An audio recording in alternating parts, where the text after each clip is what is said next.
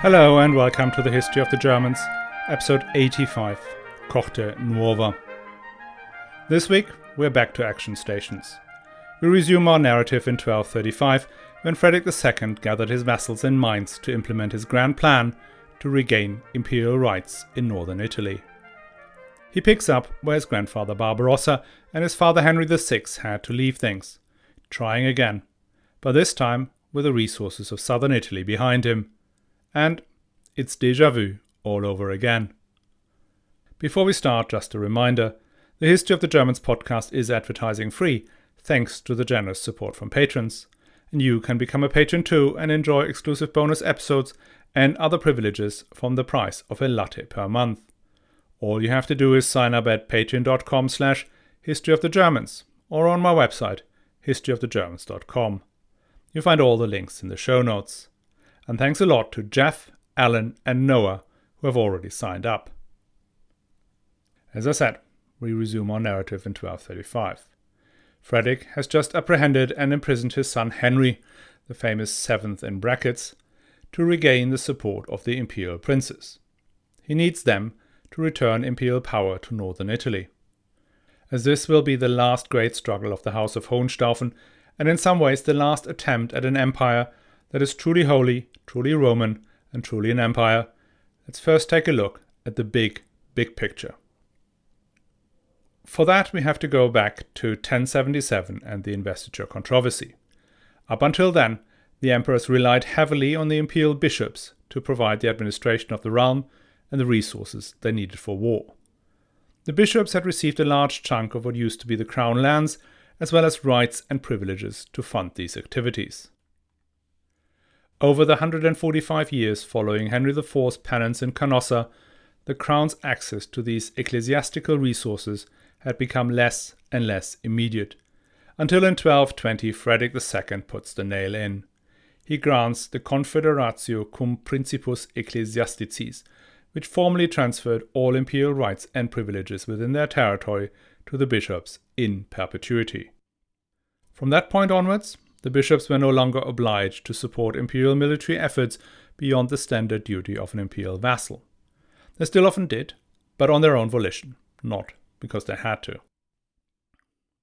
The emperors tried to fill the gap left by the disappearance of the imperial church system with other sources of income and soldiers. Henry IV, Henry V, Lothar III, and Conrad III tried to create a coherent imperial territory that was meant to act as a nucleus of a centralized government. That policy put them into conflict with imperial princes and resulted in a near-endless civil war.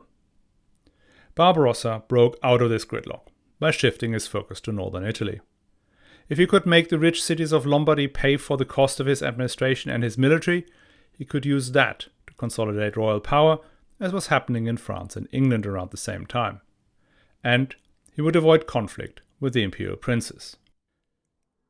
Northern Italy was an attractive target for a number of reasons, apart from the fact that it was rich. Firstly, the emperor held the regalia as successor to the ancient Lombard kings, and they had never given these over to the cities, hence they were still his. And secondly, the imperial princes were happy to support a campaign in northern Italy in exchange for plunder, land and titles down south. And then third, the Lombard cities were disunited. They had two principles: all my neighbors are my enemies, and my enemies' enemies are my friends. Hence, my neighbor's neighbor is my ally. The political landscape looked like a chessboard, where all the white squares fought all the black squares. It is very unlikely that Barbarossa wrote this down as a grand strategic plan, so it's just ex post rationalization. But it sort of helps getting your head around what happened. Barbarossa's initial campaign was successful. Not much of a surprise. His army, supplied by German princes and Italian allies, namely Cremona and Pavia, besieged and ultimately defeated Milan and its allies. On the back of that success, Barbarossa issued the Laws of Roncaglia that consolidated all the imperial rights, in particular jurisdiction, taxation, and the selection of the city councils, in the hand of the emperor. However, things went pear-shaped fairly quickly. Barbarossa handed out brutal punishments to the defeated cities. Crema and Milan were both flattened, and their citizens were forced to live in the open countryside. The suppression of the Milanese in particular was a costly exercise, and the broken communes delivered little, if anything, to the imperial coffers. As a consequence, the tax burden shifted more and more onto the allied cities. Cremona, Lodi, and the others had not expected that support for the imperial cause would put them into the same position as their defeated enemies. The emperor had overstretched the patience of the communes. Led by Cremona, Barbarossa's former ally, the citizens of Milan returned to the ruins of their old home. The northern Italian cities buried their conflicts and united into a league against Barbarossa. Moreover, the papacy, worried about the presence of the emperor just north of Rome, threw its lot in with that league. And the king of Sicily, as well as the Byzantine emperor, enemies for centuries, also ganged up on the king from the north. In 1167, Barbarossa attempted to steal their thunder. He marched one of the largest medieval armies ever mustered down to Rome. He took the city and nearly caught Pope Alexander III, but his forces succumbed to dysentery. The flower of the German chivalry sank into the filthy mud. After that disaster, support for southern adventures vanished. Barbarossa will make one last attempt in 1176 that fails before Alessandria, the city of straw, and is followed up by the final defeat at Legnano. In 1183, Barbarossa signs the Peace of Constance that guarantees the Lombard cities complete autonomy within the empire in exchange for an annual payment. The great fight for northern Italy, and with it the fight for a sustained basis for imperial rule, seems lost for good. But not so fast. As one of the last acts before his death on crusade, Barbarossa plants the seed for one last attempt to gain control of northern Italy and build a central imperial monarchy. The marriage of his son, Henry VI, with Constance, the heiress of the Kingdom of Sicily. But for the 4 decades from 1189 to 1235, nothing comes of it, as far as the Lombards are concerned. Philip of Swabia, Otto IV, and Frederick II in his first decades on the throne did not have the resources to make any inroads in northern Italy. The communes are free to do as they like, and what they really like is fighting each other. The original Lombard League dissolves in 1208. Whatever payments were made under the Peace of Constance cease completely. Lombardy reverts rapidly back into its old chessboard pattern. My neighbor is my enemy's neighbor is their enemy, and therefore my friend. History does not repeat itself, but it rhymes. Frederick II's position in 1235 almost perfectly mirrors Barbarossa's position in 1152, i.e., firstly, Frederick has a legal basis to assert imperial rights in Italy, as the League had broken the Peace of Constance, disobeyed imperial orders, and thereby forfeit its autonomy. And secondly, the imperial princes were on his side. They were obliged to support his move into Italy after he had sacrificed his oldest son for the project and given them the same privileges the bishops had received. And thirdly, the Italian cities were again disunited. The Lombard League had reformed in 1226, but with fewer members and less coherence. But not just that. He also had resources his grandfather could not call upon.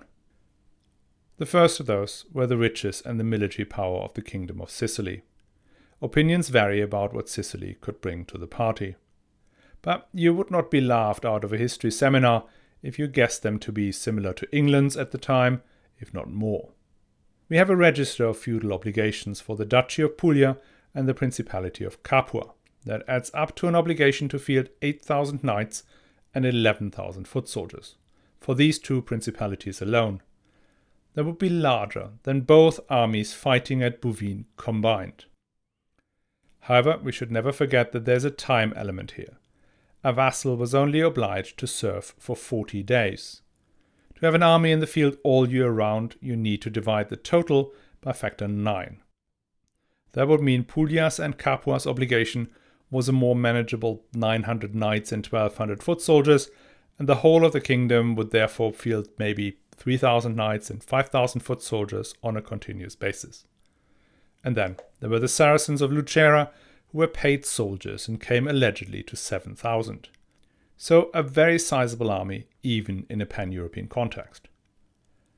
The other military advantage came from a man called Ezzelino da Romano, who is an entirely new type of power player. A type that would dominate Italian politics well into the early modern period. To explain his rise, we need to take another look at the political setup of the Italian communes. Each of these cities was riven with discord. It's often abbreviated as the fight between the Ghibellines, supporters of the emperor, and the Guelphs, supporters of the Papacy. But the reality was more complex. Socially, Ghibellines were often aristocratic knights who just happened to live in fortified houses in the cities. The Guelphs usually recruited amongst the rising merchant and banker class. But then there were all sorts of personal animosities and feuds going back decades. Think Montagues and Capulets. These disparate factions were simply unable to agree on any of their fellow citizens as a military and administrative leader. The only solution was to bring in someone from outside who would be neutral, could keep the peace, and lead the city's military contingent in war. This was called a podesta, and he had often dictatorial powers. And to stop him from actually becoming dictator, his term was usually limited to just 1 year. Being a podesta became a lucrative career for the nobility of northern Italy. Some did it as a job. Others did it while still loyal to their hometown. Venice, for instance, tried to control the cities on the mainland through Venetian podestas. Ezzelino was one of these northern Italian nobles based in what is now called the Veneto. He had his first break when he became podesta of the city of Verona in 1226, where he stayed with interruptions until he resigned in 1230. He returned in 1232, called in by his supporters within the city. Now, Ezzelino was no Cincinnatus. Once he had obtained the role of podesta, he showed no intentions of ever leaving again. He simply stayed put, in charge of the military and holding the city fortresses. He did become the city's tyrant and ruler, ending its time as a self-governing commune. Ezzelino would remain podesta of Verona until his death. As we will see, Ezzelino will gain more podesta positions over time, usually by force, until he commanded almost the entirety of what is now the Italian region of Veneto, minus the city of Venice. Ezzelino was famous for the brutality of his rule. Stories of decapitated adversaries and children of once eminent citizens ending up destitute and begging for food were everywhere. Dante placed him into the seventh circle of hell, where murderers and thugs sink into rivers of blood and fire. Ezzelino was one of the first of these Italian city despots, the Della Scala, the Visconti, the Gonzaga, the Malatesta, and so forth. Ezzelino had declared for Frederick in 1232, and in 1237 marries Selvaggia, one of Frederick's illegitimate daughters from a relationship with an unknown mother. The alliance with Ezzelino would an important support for his cause, but it would also bring him into conflict with Venice. And this time, Venice was usually neutral in the fights on the mainland. The city had no mainland territory yet and no intention of acquiring any. They were solely maritime in outlook and focused on the east.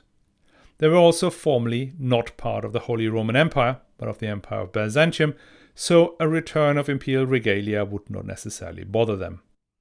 But what did bother them was a massive thug in the form of Ezzelino da Romano on their doorstep. So with Ezzelino came the enmity of Venice. So to summarize the position on the verge of war in northern Italy, we have on Frederick's side the imperial princes, the Italian cities of Cremona, Pavia, Parma, and a few more, the Kingdom of Sicily, and Ezzelino da Romano. On the side of the League were, well, the members of the League. That means Milan, but also Lodi, Crema, Bergamo, Brescia, Verona, Vicenza, Padua, Treviso, Mantua, Alessandria, and Vercelli, and there was support from Venice. And what about the Pope, you ask?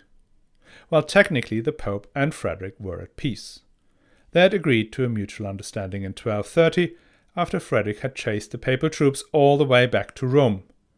And he had still granted His Holiness a general settlement, instead of coming in and slapping him in the face, as the King of France will do so successfully in 1303. In the subsequent period, Frederick would regularly support the Pope, help him out with his soldiers, and generally maintain a good relationship. All that excommunication stuff seems to be forgotten. Now, in light of that, the Pope could not take sides, but had to act as peacemaker. Though in reality he did not want Frederick to succeed. Not at all. If Frederick had won Lombardy, the Church would be completely encircled. And in that case, there would be no more kissing of feet and no more holding of the reins of horses for the successor of St. Peter. So the League had the tacit, but not the formal, support of Gregory IX. Now, so much about the lay of the land. Let's get into the action. In 1235, at the Royal Assembly at Mainz, Frederick declares an imperial sanction against the cities of the Lombard League, calls his vassals to go to war in Italy in 1236. He states the following demands. 1. The cities have to swear an oath of fealty to their emperor. 2. The reformed League of 1226 is to be dissolved. 3. The imperial regalia as laid out in the laws of Rencalia are to be returned to the emperor. And 4. The cities provide satisfaction to the emperor to make up for the insults he had endured. Now this last point refers to the blocking of the Alpine passes that had stopped the German vassals of the emperor from joining the crusade in 1226 and in coming to his assembly at Ravenna in 1231. The Lombard cities refused all that by referring to the Peace of Constance without saying anything about the failure to make any payments for the last 30 years. The Pope suggested arbitration. An imperial assembly with papal participation was called for Piacenza in 1236 to discuss the fight against heresy, the disagreements in Lombardy, and another crusade. Item 1 and 3 of that were clearly put in to placate the Pope, which did not quite work. The Pope laid out the terms of his arbitration, which said that whatever the Pope decided, the Emperor was to follow to the letter without recourse, since the verdict of the Holy See was supreme. In a private letter, Gregory IX came out with his most famous comment, quote, "The necks of kings and princes bend under the knee of the priest, and Christian emperors must subject their actions not to the Roman pontiff alone. They have not even the right to rank him above another priest." In other words, according to Gregory IX, the Emperor of the Romans ranks below a village parson. This hyperbole of the papacy in the 13th century never ceases to amaze me. Gregory is writing this letter from Angani, a small town in the papal lands, because for the umpteenth time the Pope had been thrown out of Rome by the city magistrates. The Pope cannot even get a city bailiff to take his orders, but commands an emperor to accept whatever his decision might be. Frederick does not even respond to the letter. The negotiations which Hermann von Salza is still conducting with the Pope might drag on to the accompaniment of military campaigns. In this affair, only deeds could decide. Frederick II appears in Verona in August 1236 with 1,000 knights that joined another 500 sent ahead to secure this important city at the exit of the Brenner Pass. The fact that Ezzelino da Romano was podesta of Verona was certainly helpful. The first objective was to link up with the troops gathered at the loyal city of Cremona. An army of the League tried to prevent this by blocking the road between Verona and Cremona. But the Ghibelline city's troops took a major detour north via Brescia and then joined the emperor, which allowed the united army to crack open the road to Cremona. Ezzelino held the Verona end and Frederick II the Cremona side. And then nothing much happened, until the end of October, when the cities of Vicenza, Treviso, Padua and Mantua raised an army to take on Ezzelino down in Verona. Ezzelino called on Frederick for help, and the emperor's troops covered the 120 kilometers distance to a position east of Verona in 1 day and 2 nights. When he got there, quote, "In the time it takes a man to eat a piece of bread," he switched strategy and pushed east to Vicenza. That was a very smart move. The army of Vicenza was standing before Verona, and when they realized the emperor was heading to their defenseless hometown, the Vicentini dropped everything and chased after him. The other contingents did the same for fear their city would be next, and Ezzelino was free again. Frederick had half a day on his pursuers, arrived at the city of Vicenza, got in, and bang, had conquered his first city. He made Ezzelino the podesta of Vicenza. The fall of Vicenza had a big impact on the other eastern cities. Ferrara, Treviso, and Padua, the by far richest city of the Veneto save for Venice itself, all fell to Frederick and his allies. Ezzelino was made podesta of all of them and imperial vicar, kicking off his tyrannical reign in the Veneto that would last over 20 years. In the first half of the next year, 1237, military activity in Lombardy itself slowed down. Frederick had to go back to Germany since the Duke of Austria had refused to appear at the Royal Assembly and refused to support the Italian campaign, which was seen and meant to be a rebellion. We'll talk about that in more detail in a later episode, but for now it's enough to mention that Frederick was successful, and in a deviation from typical pattern of behavior north of the Alps, Frederick deposed the Duke of Austria and attempted to incorporate the duchy into his personal domain. Now that has not happened for quite a while. Another sign of how his power and prestige has risen was that the princes, without any concessions, elected Frederick's second oldest legitimate son, Conrad, as King Conrad IV. However, Conrad was not crowned as his brother had been, presumably to keep him on a tighter leash. But then he was also only 9 years old. In the meantime, good old Hermann von Salza still tried to negotiate a settlement involving the papacy. Positions had thawed a bit in light of the setbacks for the League, and Gregory IX replaced his legate with one more amenable to the emperor. The Lombards as well were looking for some sort of compromise. But the Venetians were refusing to back down. Ezzelino on their doorstep and a tighter imperial control over Lombardy made them nervous. They managed to scupper any solution by getting the podesta of Piacenza, who was a Venetian, to make the citizens swear never to accept an imperial podesta, which was one of Frederick's key demands. In late summer 1237, Frederick reappears in Italy. His next objective is Mantua, the strategically most important city in northern Italy. Mantua sits right in the middle of all major road connections north-south and east-west. It is surrounded by marshes and easy to defend. In the 18th century, the Habsburgs extend the fortifications and create 3 artificial lakes that turns it into the key to Italy. Napoleon will spend almost 2 years trying to break this fortress. Frederick was quicker, or luckier. After his army captured 2 castles on the way to the city, the political weights in the city councils shifted, and Mantua declares for the empire. Next on the list is the city of Brescia. Frederick takes another fortress that protected its approaches from the south. The road to his target is now open, except for the trifling matter of a League army 10,000 strong standing between him and the city. As the leader of an army of knights, Frederick would have loved to take them on in an open battle, but that is exactly what the League does not want to do. The city contingents had no structural advantage over the armies of knights an emperor could field. What the cities had were 2 things: the great walls that were almost impossible to break with the technology available at the time, and the resources to pay soldiers to stay in the field almost permanently. Hence, the strategic objective was to keep the pressure on the imperial side, prevent them from establishing a long siege, but mostly keeping them wandering around the countryside until the vassals' allotted time was up and/or the emperor runs out of money. With that strategy, the League was quite successful in the late summer and autumn of 1237.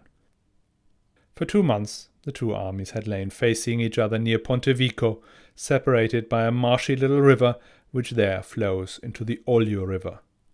Operations had come to a standstill. The emperor could not allow his heavy cavalry to attack across the marshy land. The Lombards accepted no challenge. November was almost over. Negotiations had been unsuccessful in spite of considerable concessions by the towns. There seemed to be no hope of dealing a decisive blow to the Lombards before the year was out. On November 24, Frederick orders his camp to be broken up. His men built bridges across the Oglio, which runs north to south from the Alps to the Po River. From the other side of the Oglio, it is about a 3 to 4 hour ride south back to Cremona, where Frederick had his winter quarters. As the Lombards see Frederick setting off for home, they too decide the campaign is over for the year. They pack up and march north. The largest contingent of this army was from Milan. To get home, they too had to cross the Oglio. They decided to march about 50 kilometers north along the river. That, they thought, would be far enough from Cremona and Frederick's army to be safe from any attacks during the dangerous crossing. And that is exactly what Frederick's plan has been. He had only sent his foot soldiers in the train back to Cremona. His armored knights on horseback and his Saracen bowmen he kept with him on a clandestine march following the Oglio River upstream, shadowing the Milanese. They waited for the enemy to cross. On the 27th of November 1237 they spotted them near the town of Cortenuova. Immediately the vanguard of 500 knights fell on the unsuspecting Milanese. Shortly after, Frederick himself arrived with several thousand knights. Finally, he had the open battle he had craved. At this point it was a pure cavalry battle. The Saracens on foot had not yet arrived, and the city forces tended to be dominated by riders. The Milanese fell back to their carroccio. I know, I've described the carroccio several times in this podcast, but I'm still amazed by these contraptions. A carroccio is a huge ox-driven cart that carries the standards of a city and often a crucifix as well. It is the rallying point for the army, similarly to the imperial eagles and the French oriflamme. The difference is that the bannerman of a knightly army sits on a horse, and if things turns nasty he can turn around and run, or he may be cut down and the flag disappears in a melee. Once the flag has fallen, a knight can also leave the field of battle without much loss of honor, as the case is clearly lost.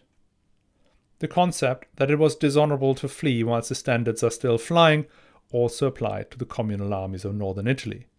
However, an enormous ox-driven cart can neither run away, nor is it easily overturned.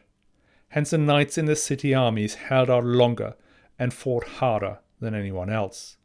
The loss of the carroccio was the biggest humiliation a city could endure, and the capture of an enemy carroccio tends to be celebrated for centuries afterwards. Okay, here we are. The Milanese have fallen back to their carroccio, determined to defend it to the last. They had done that in their great victory at Legnano, where Emperor Barbarossa could not break the defense, was unhorsed, and then trampled into the ground. For 3 days he'd been presumed dead before he returned to Pavia, broken and disheveled. But this time it was a different emperor, and it seems a different Milanese army. Frederick and his men attacked in wave after wave. Only when night fell did they have to stop. Frederick ordered his men to sleep in their armor as fighting was to resume at first light. Meanwhile, the 7,000 Saracen bowmen on foot had arrived, either towards the end of the fighting or in the night. At sunrise, Frederick's army witnessed a most unusual sight. The Milanese, famed for their courage and ferocity, had fled. The carroccio stood undefended. They could see their enemies running home as fast as their legs could carry them. 1,000 knights and 3,000 foot soldiers were taken prisoner, including Pietro Tiepolo, the Podesta of Milan, who was also the son of the Doge of Venice. Very few medieval battles ended with such comprehensive defeat. In the contemporary propaganda, the battle and the narrative around it takes on a distinctly Roman tinge.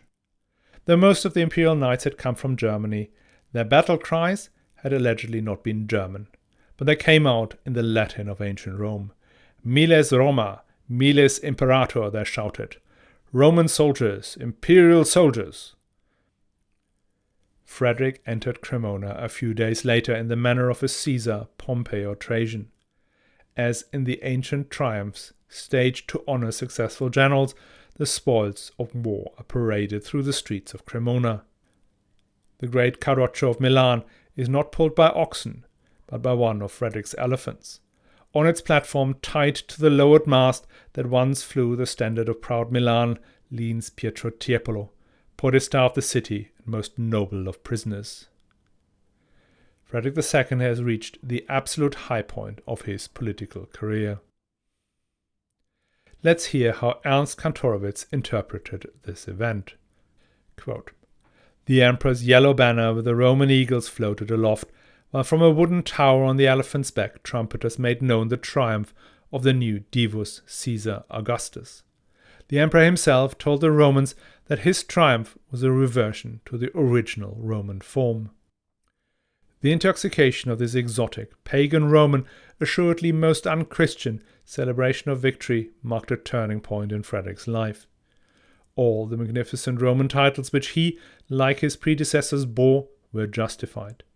The empty formula, meaninglessly used, Imperator Invictus, suddenly meant once more what it had meant of old.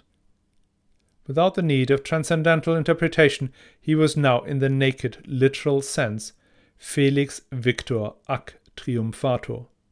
The shades of Rome, of the Romans and their Caesars, had tasted blood.